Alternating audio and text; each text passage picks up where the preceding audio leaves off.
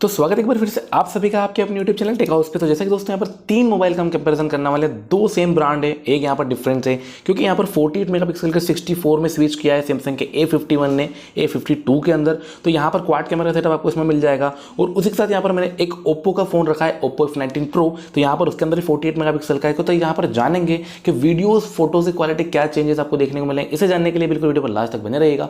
Channel को subscribe करके video को लाइक कर देना ताकि आने वाली वीडियो का नोटिफिकेशन आप तक सबसे पहले पहुंच जाए। तो फर्स्ट ऑफ ऑल जो इमेज हमारे सामने निकल कर आती है तो यहाँ पर आप क्लियरली डिफरेंस देख पाएंगे कि यहाँ पर जो बिल्कुल नेचुरल इमेजेस जो है वो आपको सैमसंग के A52 में देखने को मिलती है।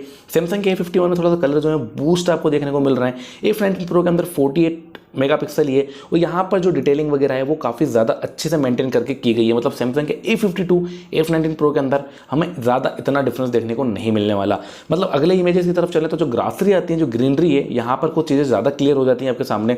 तो यहाँ पर देख सकते हैं आप थोड़े से कलर जो हार्श हुए हैं फिर से सैमसंग के A51 में। डिटेलिंग और नेचुरल इमेज रखने की कोशिश की गई है सैमसंग के A52 में। F19 Pro के अंदर वही नॉर्मल इमेजेस हमारे सामने निकल कर रही है। थोड़े बहुत कलर Oppo के भी यहाँ पर थोड़े थोड़े जगह जगह पर आपको बूस्ट देखने को मिल रहे हैं। जैसे कि रियर साइड पे पीछे की तरफ आप देख सकते हैं जगह जो हमारी ज़मीन है उसका कलर थोड़ा सा डिफरेंस है। इसी का वाइड एंगल शॉट है, आप देख सकते हैं कवरिंग जो इमेजेस है वो आपका A52 और F19 Pro तीनों का काफ़ी अच्छा है, लेकिन कलर जो है बिल्कुल डार्क मोड में चले जाता है। सैमसंग A51 का काफ़ी बढ़िया डिटेलिंग मेंटेन करके रखी है सैमसंग के A52 ने, और F19 Pro के अंदर में काफ़ी बढ़िया चीज़ इमेजेस देखने को मिल जाएगी। मतलब थोड़ा सा जो गड़बड़ाई है चीज़ वो A51 में हमें देखने को मिल रही है। लेकिन अगर बात करें वीडियो क्वालिटी की तो 720p 30 fps में यहाँ पर वीडियो शूट की गई है। यहाँ पर तीनों ही फ़ोन के अंदर काफ़ी बढ़िया वीडियो डिटेलिंग हमें निकल कर आती है। लेकिन 64 यहाँ पर हमारा A52 है तो यहाँ पर कुछ क्वालिटी थोड़ी सी अच्छी मिलती है क्योंकि स्टेबलाइजेशन मोड देख सकते हैं आप काफ़ी ज़्यादा अच्छा है। उसके बाद F19 Pro का स्टेबलाइजेशन मोड है, लेकिन थोड़ा सा ज़्यादा हमारा अनबैलेंस जो वीडियो हो रही है वो सैमसंग के A51 में।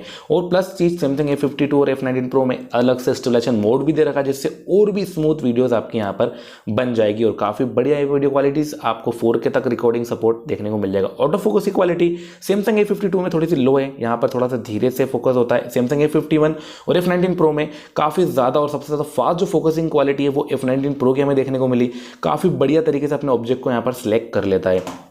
उसी के बाद अगर जाते हैं हम बादलों की तरफ तो यहाँ पर जो है एक जो हमारा नेचर था यहाँ पर थोड़ा सा है मौसम के हिसाब से अगर चीज़ देखें हम तो वाइट कॉन्ट्रास्ट जो है Oppo F19 Pro का थोड़ा ज़्यादा हो जाता है।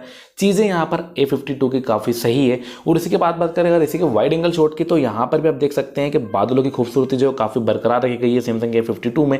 A51 और F19 Pro में यहाँ पर जो चीज़ें वाइड एंगल के अंदर काफ़ी बढ़िया हमें देखने को मिल जाती है बिकॉज जो लेंस है वो 12 मेगापिक्सल का यूज़ इसमें किया गया है, इसलिए भी थोड़ी सी चीज़ आपको अलग Oppo के F19 Pro से देखने को मिल जाती है। पोर्ट्रेट शॉट की अगर बात करें, पोर्ट्रेट के मामले में यहाँ पर काफ़ी बढ़िया डिटेलिंग जो है आसपास की एजेस जो मेंटेन करके रखी है वो A52 ने पत्ती के साथ साथ जो हमारे चीज देखते का ऑब्जेक्ट को काफ़ी बढ़िया सिलेक्शन किया है। A51 में भी वही चीज़ हमें देखने को मिलती है। F19 Pro में थोड़ा सा हमारा जो है फोकसिंग जो है पोर्ट्रेट शॉट के अंदर एजेस वगैरह उसमें थोड़ी सी हमें गड़बड़ाहट दिखी। बाकी तो काफ़ी बढ़िया इमेज जो है वो आपको देखने को मिल जाता है। कहीं कहीं पे वाइट कंट्रास्ट जो है वो Oppo F19 Pro का ज़्यादा हो जाता है। नेचुरल इमेजेस जो मतलब लो लाइट में हमने जाके दी, शेडो की जगह अगर इमेजेस क्लिक करते हैं आप तो A52 जो है वो आपको काफ़ी बढ़िया इमेजेस दे देगा। कलर थोड़े थोड़े से यहाँ पर भी बूस्ट हो जाते हैं। सैमसंग के कहीं कहीं पे पिक्स जो है वो आपको यहाँ पर भी कलर थोड़े थोड़े से बूस्ट हो जाएंगे। बाकी डायनामिक रेंज वगैरह जो है तीनों ही फ़ोन की काफ़ी अच्छी है। एक अगर हम बात करें जूम टेस्ट की 10x में हम जूम करते हैं तो सिंगल शॉट में आप देख सकते हैं यहाँ पर जो है इस बार Oppo F19 Pro की इमेज देखें तो ज़्यादा धूप की वजह से थोड़ा सा कलर गड़बड़ा है।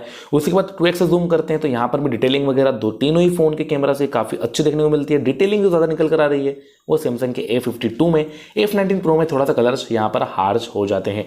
5x से जूम पर जाते हैं तो यहाँ पर तीनों ही फ़ोन के अंदर डिटेलिंग वगैरह तो काफ़ी अच्छी और ज़्यादा डिटेलिंग की अगर बात करें जो बिल्कुल क्लियर इमेज अगर शो हो जाती है वो आपके सैमसंग A52 और सैमसंग के फोन्स के अंदर है।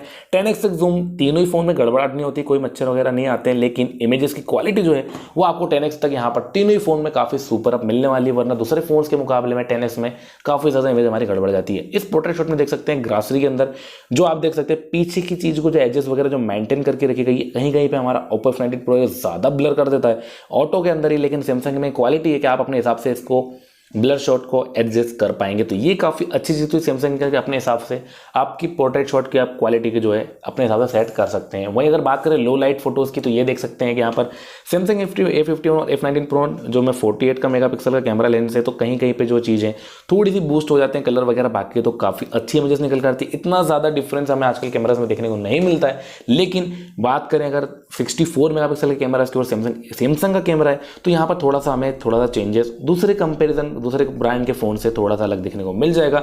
बात करें अगर स्लो मोशन की स्मूथनेस की, तो यहाँ पर काफ़ी ज़्यादा धीरे धीरे जो सैमसंग के A52 में आपको वीडियोस दिखेगी, A51 में भी सिमिलर सा यही आपको स्लो मोशन देखने को मिलता है और स्मूथनेस वगैरह काफ़ी तीनों ही फ़ोन में अच्छी है। लेकिन Oppo F19 प्रो में थोड़ा सा ऑब्जेक्ट जो ज़्यादा फास्ट चल रहा है, लेकिन अगर आप आपको हिसाब से अगर सुपर स्लो मोशन सेट करते हैं तो यहाँ पर और भी आपका ऑब्जेक्ट जो है वो स्लो चलेगा।